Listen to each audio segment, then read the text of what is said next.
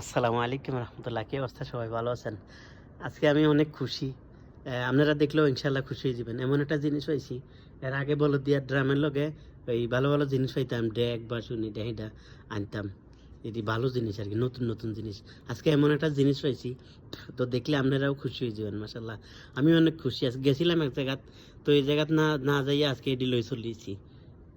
এটি দেখাই আপনি করে। ওই দেখছেন কি তাই? এটি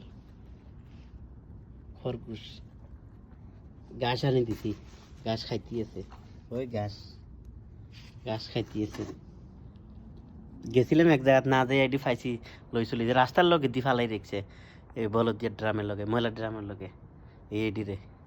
এখন আমি লই গেছি, আমার খুব এইটি ফালার, এই খরগোশ ফালার অনেক শখ আছিল, পাই গেছি আল্লাহর হস্তে।